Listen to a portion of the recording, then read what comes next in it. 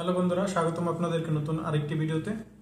বন্ধুরা, আজকের এই ভিডিওতে আলোচনা করব বর্তমানে সৌদি আরবের ভিতরে বাকালা অর্থাৎ মুদির দোকানের লাভের পার্সেন্টেজ কিরকম সেই বিষয়ে আলোচনা করব। যেহেতু আমি একটি বাকালা দিছি এবং লাভের পরিমাণগুলো আপনাদের সাথে শেয়ার করব।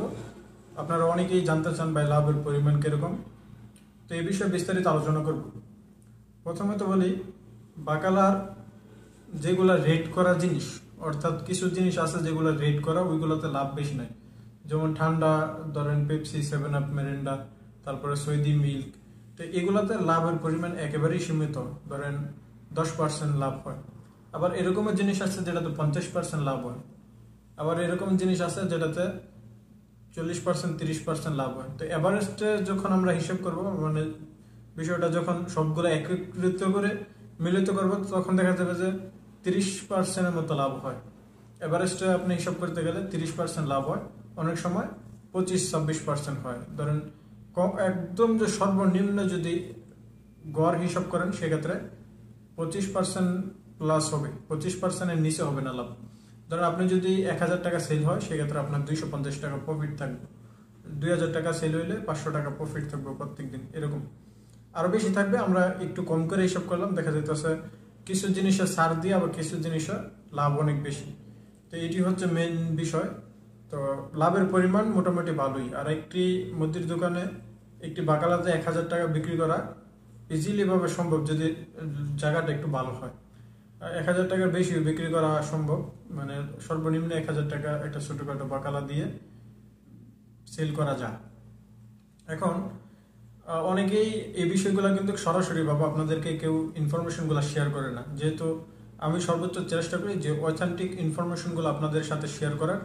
দেখা যাচ্ছে অনেকে এই বিষয়ে বুঝে না, একেবারেই না বোঝার কারণে নিজের ভিতরে একটা দুশ্চিন্তা থাকে। আবার অনেকে দেখা যাচ্ছে ভুলভাল তথ্য দিয়ে ভরপুর করে রাখে, যার জন্য অনেকে আমাকে কমেন্ট করছে, অনেকেই আমাকে সরাসরি মেসেজ করছে, ভাই লাভের পরিমাণটা কিরকম একটু বলেন, যে আমরা শুনে আমরাও যাতে দিতে পারি।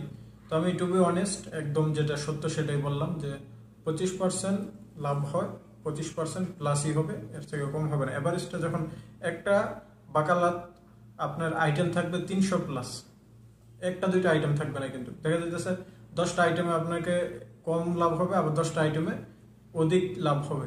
তো সব যখন আপনার গড় মিল হিসাব করবেন, সেক্ষেত্রে 25%-এর উপরে কিন্তু একটি বাকালার ভিতরে লাভ হবে।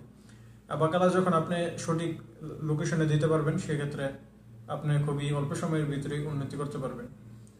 আর বাকালার ভিতরে যদি আপনারা সবজি রাখেন, সবজির ব্যবসার ভিতরে লাভের পরিমাণ আর একটু ভালো। তবে সবজি ব্যবসার ভিতরে একটি সমস্যা আছে, সেখানে হচ্ছে সবজি পচনশীল একটি দ্রব্য, এটি অল্প তাড়াতাড়ি কিন্তু নষ্ট হয়ে যায়। সেল না হলে আপনি ক্ষতিগ্রস্ত হবেন, সেল হইলে আপনি লাভবান হবেন।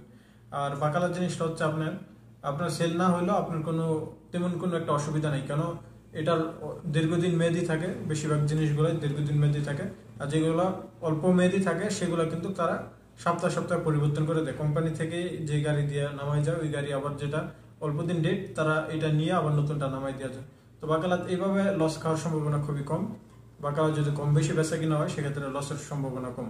এখানে আমাদের যে অসুবিধাগুলো থাকে, সেগুলো হচ্ছে কফিল সংক্রান্ত অসুবিধা বেশি থাকে। কফিলের যেহেতু একটি সেবা খাত, যখন আপনি টাকা নেবেন, এটা কিন্তু সম্পূর্ণটা অ্যাক্সেস কফিলের কাছে থাকে। অনেকে নিজের কাছে সিম থাকে, অনেক কিছু থাকার সত্ত্বেও কফিল যে কোনো সময় একটি দুর্ঘটনা ঘটাইতে পারে। তো এই ছিল বিষয়। আপনারা যদি কেউ বাকালা দিতে চান বা দেওয়ার আগে আমি যেটি বলবো, যে অবশ্যই কোনো বাকালাতে কাজ করেন, কাজ করার পরে বিষয়গুলো বুঝেন, নিজে একটু অভিজ্ঞতা নেন। সর্বোচ্চ 1 মাস অন্তত কাজ করেন।